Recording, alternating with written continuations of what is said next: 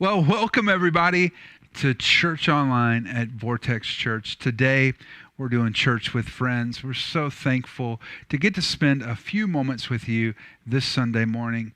Now, as we've been doing this for the last few weeks, what feels like to me an eternity for many of you, I know that you're so anxious about what it's going to mean to get back together.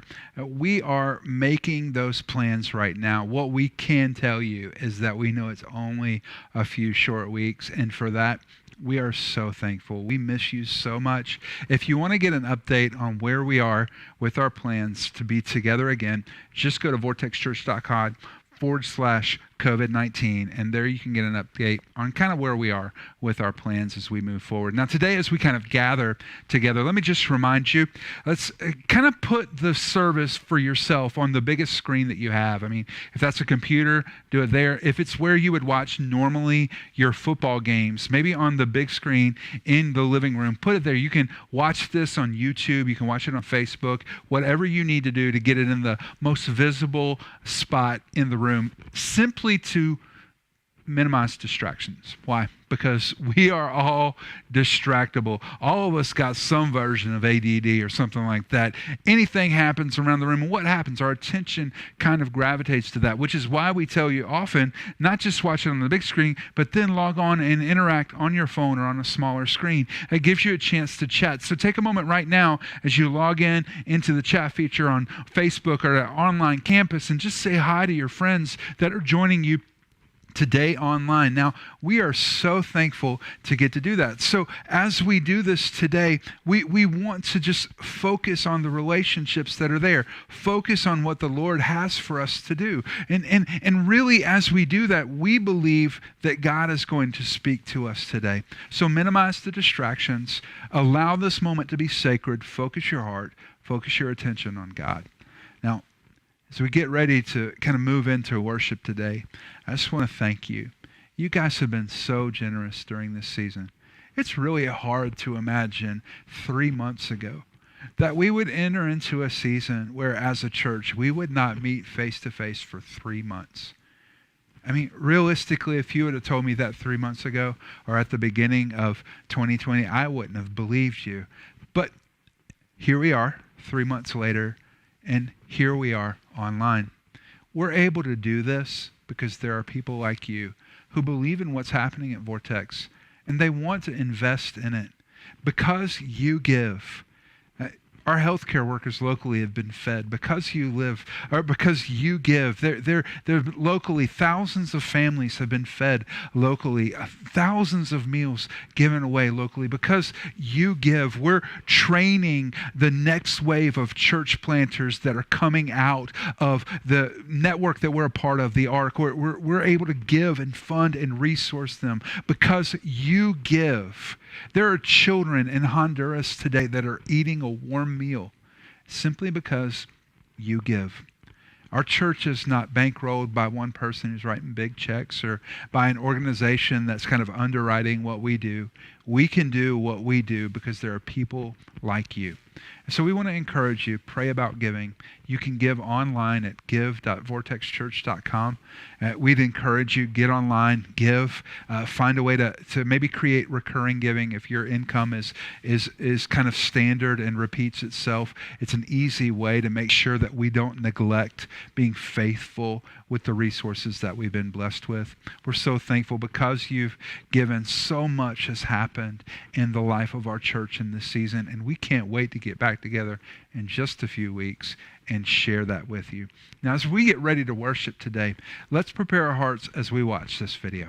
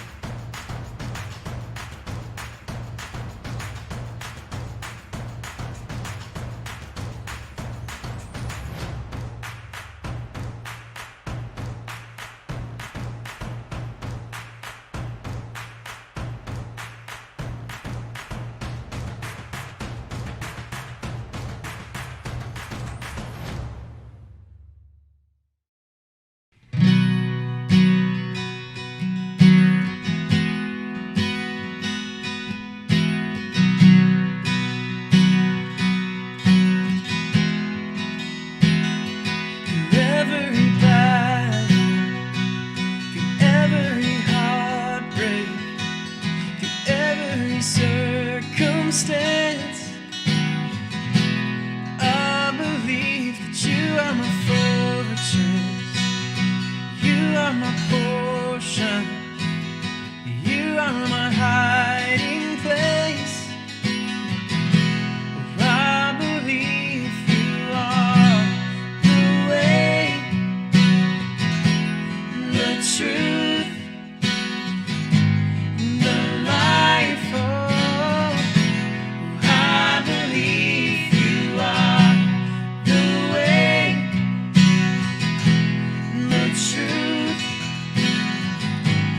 the life. Oh, I believe every blessing, through every promise, through every breath I take. Oh, I believe that you are provider, you are protector, you are the one I love. Oh, I believe you are the way, the truth, the life. Oh, I believe you are the way, the truth, the life. Oh, I believe you are.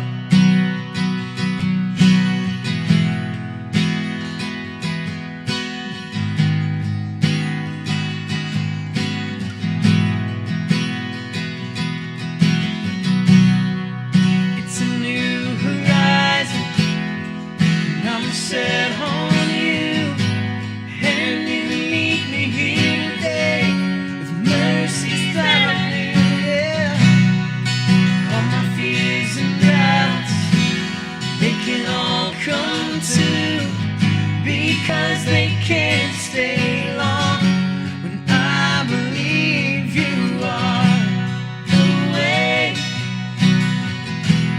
the truth, the life. Oh, I believe you are the way, the truth, the life. Oh, I believe you are. I believe you are. Yeah.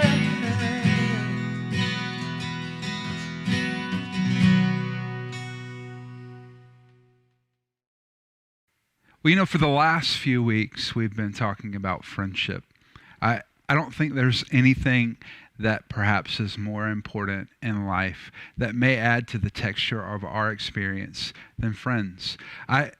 We need to think about that moment in Genesis when God looked over Adam in Genesis 2 and said, it's not good for him to be alone. It's important to remember that's before sin. And God pronounced that there's a problem. You're isolated. You're alone. We weren't created to be that way. In Genesis chapter 1, the Trinity, God the Father, the Holy Spirit, and the Son said to each other, let us make man in our image. We are designed to live in community. The image of God in us wants to be in relationship with others. And so today I want to talk about what it would take for us to have healthy friendships, but to carry them on throughout the span of our lives. But as we get into that, I want you to think about this when it comes to friendships, that every relationship has a context. Every single relationship has a context. I noticed this when I was in school. I was graduating from high school, and there are all these friends that I saw every single day. I mean, we ate lunch together. We were in class together. We saw each other and gave high fives in the hall. And then was just a few weeks after that, I remember thinking, I haven't seen this person and this person and this person. And for some of them, it was years before I would see them again. For some of them, I haven't even seen them, and it's been 20 years. Why? Because we had a context. Our context for our friendship wasn't that our families were friends or that we lived in the same neighborhood. The context was we went to the same school. Every relationship has a context. You may have work friends, you may have neighborhood friends, you may have friends that live in the city that you live in right now. Have you ever noticed that sometimes when those contexts change, that we sometimes don't carry a friend to the next season of life? Maybe you change jobs and you remember that person, you loved them, you shared every day with them, you talked to them regularly, but it's been years since you saw them or were able to catch up with them. Maybe the same thing happened with somebody from the last community that you lived in, the last neighborhood that you lived in, and you moved, and after you moved and that context changed, it was hard to keep that relationship. It's hard for a friendship to outlast a change in context. It is. It's hard. And for many of us, those are hard points in our lives where a lot of our friends are left behind and we walk into new friendships. And while there are some friendships that only last for a season, I believe that there are friends that we literally love each other. We care about each other. We want the best for each other. And in that, those are friends that we need to carry through our entire lives, because those are friends that add a whole lot to our lives. I believe that with love as our context, friendships can indeed last a lifetime. That love can be the context. It's no longer the context of our relationship is the place that we work, the neighborhood that we live in. It is instead that we love each other. I love you, you love me. We're a happy family, right? We get to that point where there is such a bond in our relationship that it itself becomes the context. Now, I just need to remind you when we talk about love that no person will ever deserve love or earn love. That's not the way love works.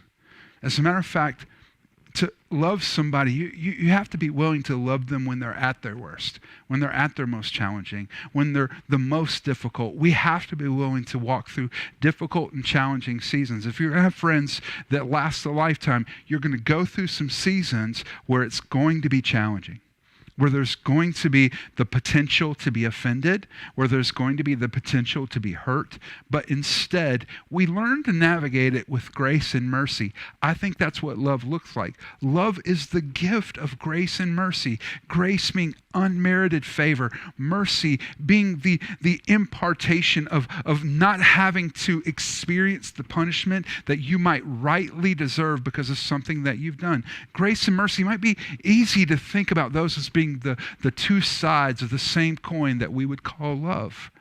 That's what love looks like. And that's the kind of love that must be the context for a friendship that's going to last for a lifetime. Now, today I've invited some of my friends to be with us, and I'm going to ask them some questions because they're all in very different stages of their lives, and I want them to kind of give us some wisdom when it comes to how do you create, cultivate, and sustain healthy relationships at different seasons. So Eli, you were 7 years old when we planted Vortex Church. You were approximately 3.5 feet tall. And now you are almost 7 foot tall, and you're going to be a sophomore at West Stanley High School this year. And you're one of our leaders in our student ministry. I've been so proud of the young man that you've grown up to be. And so I want to ask you this question. What's it take to create healthy friendships as a teenager? Yeah, so I think something really important to achieve healthy friendships as teenagers is to be authentic. And one thing I can say about teenagers is that we love social media so much. And through social media, it's really easy to hide behind a screen and to pretend to be someone we're not. So I think it's really important that we can get together with our friends in person, face to face, call them, and have those conversations, those meaningful conversations where we can just talk. And something else that I think is a very big part of being authentic is being honest. We need to be open with our friends about things, and that can be really hard to do if you're just sending Snapchats and text messages. We need to be open and talk about things about our faith, because as Christians, we're called to push each other to become better people and grow through our relationship in Christ. And something that I've had to learn a lot recently is how to be non-judgmental. It's really easy when you're on social media. You can hide behind that screen and be whoever you want and attack whoever you want. But we're all different, and God created us to be different. And as Kevin said earlier, we need to choose love over hate. And lastly, we need to support our friends in decisions that they make, whether it's something that we might not want for them or we might not think is the best for them. We need to let go of our control and our jealousy and support them if it's something that especially pushes them to become better people and especially a better person in Christ. Yeah, I love the word authentic. I love the word authentic. I think that when we think of the world that we live in right now, it's really easy to try to cultivate friendships that aren't authentic. So the first thing I'm going to give you today, if you're going to build relationships that are going to last a lifetime, number one, create authentic connection. As we go through this today, I'm going to take you to look at a friendship, one of my favorite friendships in the scriptures. It comes between two unlikely characters, Jonathan, who is the son of King Saul, and David, who has been uniquely appointed by the prophet Samuel to be the next king. You know, David shows up on the scene for most people when he shows up to the front lines to kill Goliath. This massive warrior has called out the army of Israel for many days now. And David shows up and is offended by the things he's saying about his God and the God of Israel. And he takes it personally. He steps in to kind of defend the honor of his God. And as he does, he wins the battle. Israel is led into a mighty victory. And he gets to meet King Saul. He's kind of ushered in to spend some time with the king right after that. And this is the first time he meets Jonathan. You see it happen in 1 Kings chapter 18, where the scriptures record, after David had finished talking with Saul, he met Jonathan, the king's son. There was an immediate bond between them, for Jonathan loved David. From that day on, Saul kept David with him and wouldn't let him return home. And Jonathan made a solemn pact with David because he loved him as he loved himself. Jonathan sealed that pact by taking off his robe and giving it to David, together with his tunic, sword, bow, and belt. You know, you see something happen right there. It's kind of like friendship at first sight between Jonathan and David. They immediately had a bond that was there. And it wasn't just something that was superficial. We get to see, as this relationship unfolds, that there was a significant bond between these two guys. They loved each other. They cared about each other. They were selfless with each other. And you see in this moment that from the very beginning that they chose to have an authentic connection. You know, authenticity is reflected in our words and our actions. A lot of times we might say something but then do something else. But when we're looking for authenticity, it's reflected in both of those. It's what we say and then what we do married together that creates authenticity in our lives. And you see that in Jonathan. Jonathan made a pact with David. We're going to be friends. I'm going to take care of you. But then he sealed the pact, and he gave him the kind of token garment that would have represented this level of commitment. We are not just, I'm not just saying this. I'm not just, I'm going to demonstrate that I mean what I'm saying. It's so important to cultivate authentic connection. I love listening to Eli answer that. I think that it's important to understand that in the world that we live in today, especially right now, as many of us have been sheltering in place or socially distancing, it is easy to hide behind a screen. It's really easy. But I want you to be reminded of this simple truth for friendships. Relationships work best when you're face to face, not thumbs to thumbs. Sometimes there are conversations that just need to happen face to face. Sometimes it's not a conversation. Sometimes we just need to spend time together. I miss you. I haven't seen you. How are you doing? And a text message just isn't enough. Sometimes it's impossible to encourage somebody the way that God's called you to by just sending a simple emoji over text. We've got to get face to face and not live out our relationships thumbs to thumbs. You know, Gina, as I've watched you navigate your adult life, you're my sister. I've known you since you were born, which is an amazing, I can't say that for everybody in the room, but I can say that to you. And I have watched you as an adult really navigate friendships in such a healthy way. I've watched you take really significant leaps in life and always carrying those friendships forward. So if I were going to ask you this question, I want you to answer this for us. What's it take to sustain healthy friendships as a single adult? I really think that it takes pursuing those relationships, having the mind that it takes action and you have to want to go out and do it. If we don't pursue those friendships in our adulthood, we sit back and continue to wait, at times feeling lonely, and at sometimes kind of falling into some unhealthy relationships. But I think as we think about pursuing relationships and healthy friendships, it's also important to realize that friendships aren't balance sheets. It's not a you do this for me and then I do this for you. It's about what I can do to love you, because that breeds those life-giving friendships that we talk about. And as I've moved from state to state or cities to cities in my adult life, I think that it takes that desire to continue to pursue those friendships in order to make them sustain. You know, after listening to Gina's answer to that question this week, I realized the second thing that you must do if you're going to have a friend and keep them and have a life-giving relationship for really a lifetime, and it's this, that you have to take personal responsibility. You have to take personal responsibility. I love what she said. You can't have a balance sheet in a friendship. And it's so true. Love, as the scripture says, keeps no records. It doesn't keep records of rights and wrong, what you did, what I did. That's not the way love works. Love doesn't keep a scorecard. And I think that sometimes we need to realize that taking personal responsibility realizes that I might see something, I might be able to do something that you can't. And because I see it, because I see that there's been some time that we haven't talked, because I see that we might need to hang out, I see that I could come over and help your family, I see that I need to be the person to take personal responsibility and step up and do what I can. I love this moment that happens in the life of Jonathan and David's friendship. It happens in 1 Samuel 19. And in this moment, like, there's a growing tension that's happening between Saul, Jonathan's dad, and David. In this moment, there's this tension that's kind of developing between them two. And Jonathan is going to be in a unique moment. He can do something about it.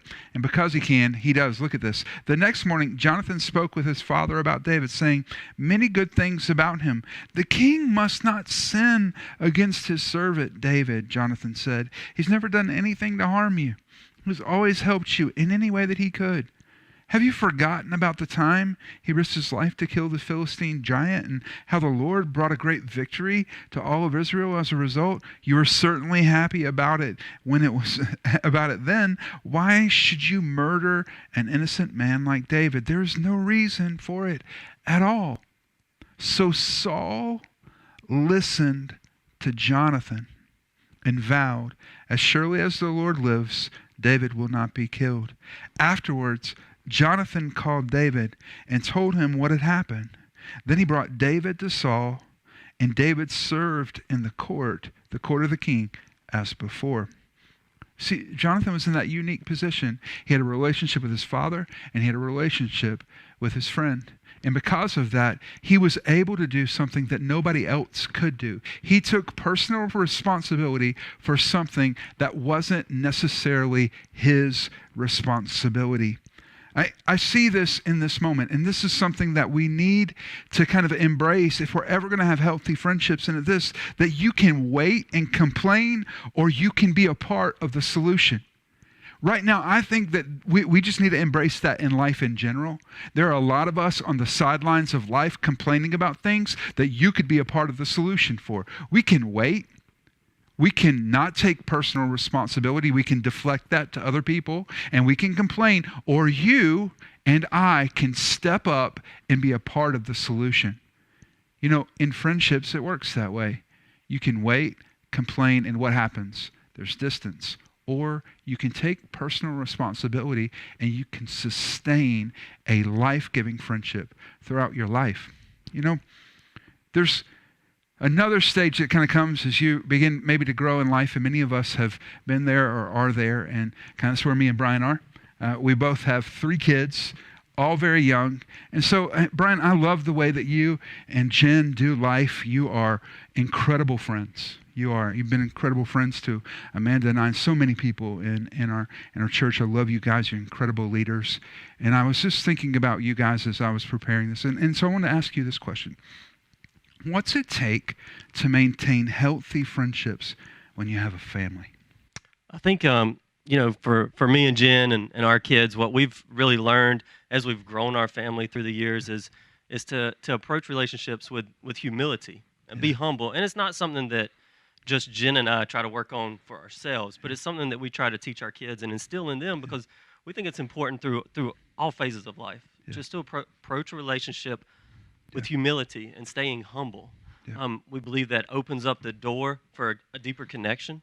And for like other parents, when I'm approaching other parents, I know God called me to lead my family and be a dad to my kids, but he didn't call me to be a dad to other people's kids. Right. And so I cannot have a critical eye and then have a critical heart for their parenting style, right? I have to be humble and have some humility, and ultimately I can learn from them. I mean, my oldest son's 8, right? He's 8 years old, so I've never raised an 8-year-old until now, but a lot of my friends have. So if I have some humility in those relationships, maybe I can gain some knowledge and what to do. But one thing that we struggle with in our household, and you'll know this, is we think our house has to be perfect, right? We think if we're inviting somebody over, whether it be family or anybody, we think everything has to be clean. My wife says the table has to wink at her, and so we daily work on some humility with that. Like, we got 3 kids, 3 boys. You don't know when a kid is going to go to the bathroom, and hopefully they walk back out fully clothed. Hopefully. But you just don't know. You don't know what's happened, and life can be messy. But if we stay humble, I think it allows us to connect with others. Yeah, if you need to be humbled, we both have 3-year-old boys, right? If you need to be humbled, just try to parent a 3-year-old boy while you're having a dinner party. It's going to humble you real quick. You know, I think that's a great principle. If you're going to carry a friend through life, you've got to stay humble. You've got to stay humble. You know, think about that tension of pride and humility. You know, pride is going to eventually turn the scope of your heart back to yourself. It's going to continually redirect the thoughts, emotions, the energy in your life back to you. But humility lets us see things clearly.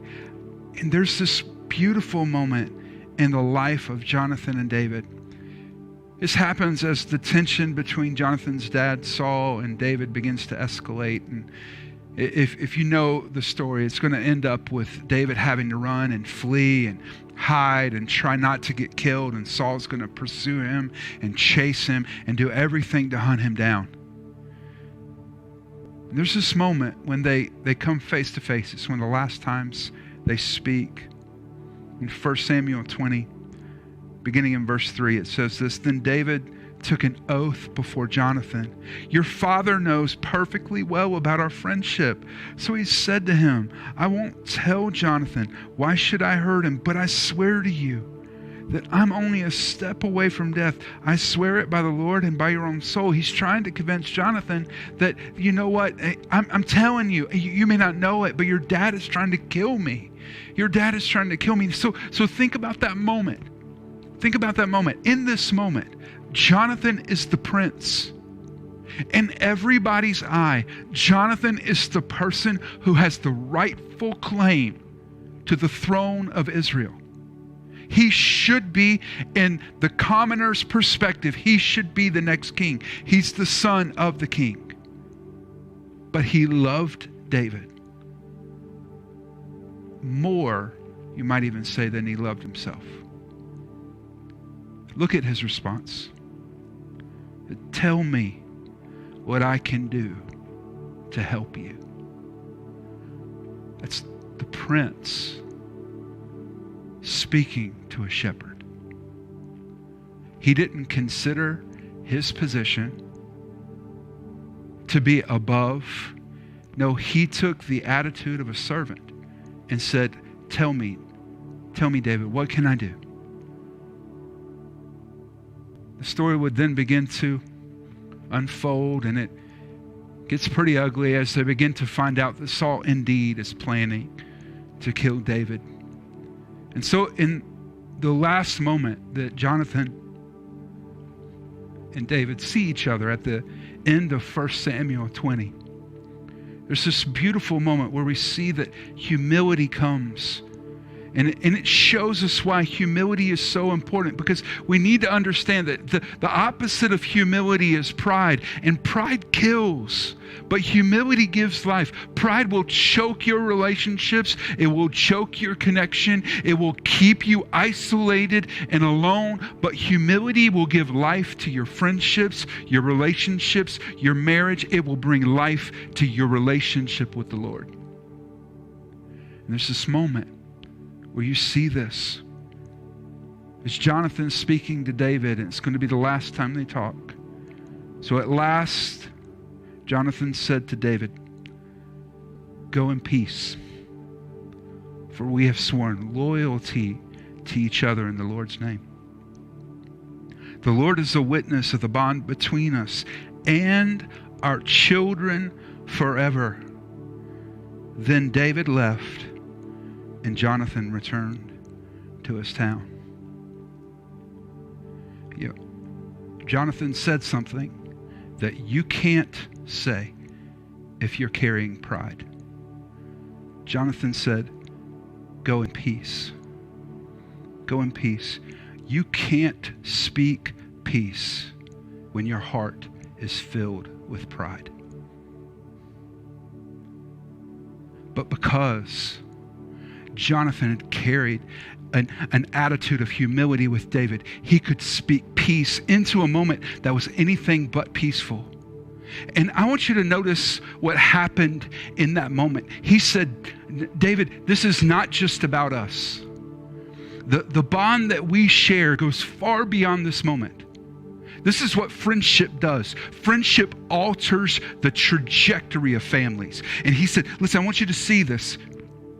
May what's happened here carry on in our lives and in the lives of our children. If you don't know what happened after this, Jonathan is going to be killed in battle. His dad, Saul, is eventually going to be killed in battle as well. And David is positioned uniquely at that moment to become the next king of Israel. And like most transitions of power in those days, the family of Saul and his son, they were obliterated. They were killed. Not because of something that David asked, but just because of kind of the culture that they lived in. So David becomes king of Israel.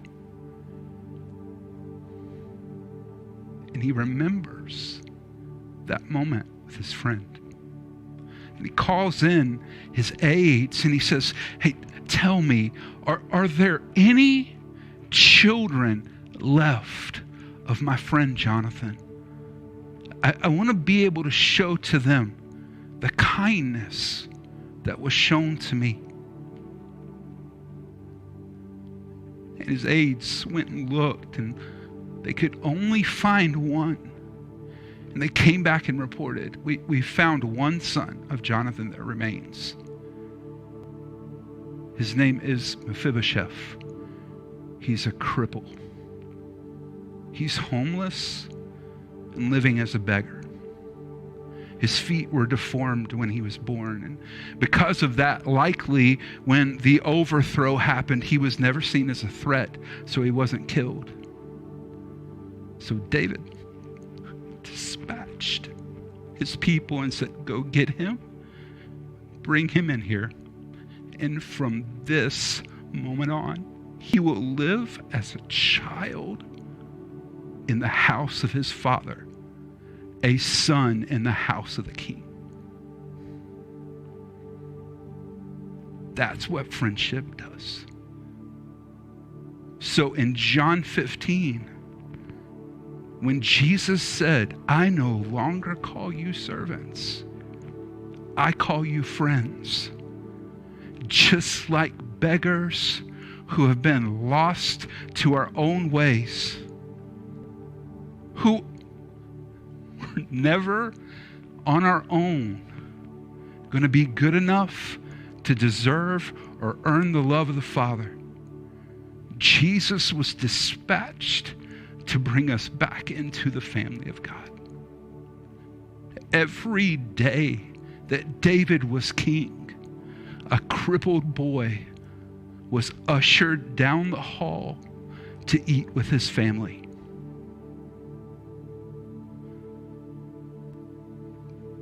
We are invited to be a part of the family of God. None of us earn it. As a matter of fact, do you remember what I said about love? Love is the gift of grace and mercy. It's not something we earn. It's not something we deserve. And today, I want you to carry those kind of friendships throughout your life. But more than that, I want you to experience the kind of friendship that's being offered to you in the person of Jesus. Can we take a moment right now and pray? God, we just come before you. We thank you so much that you are a good and loving God. God, we know that because of your mercy,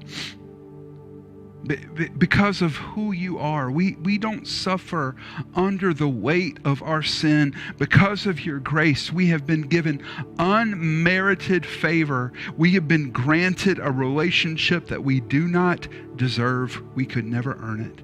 So God, help us today to step into the reality of a friendship with our Creator.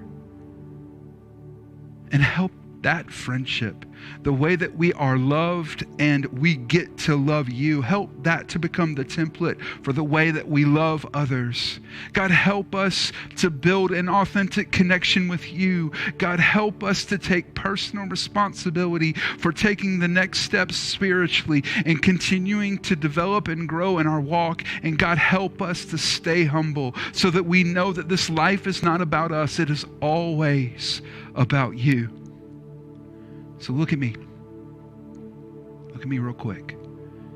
If you're watching right now, and maybe in this moment you're like, you know, I feel a little bit like the beggar.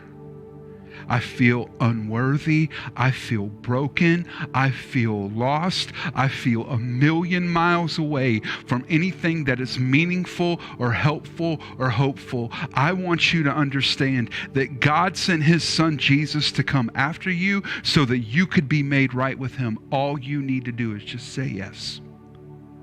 All you need to do is surrender to what God is doing in your heart right now.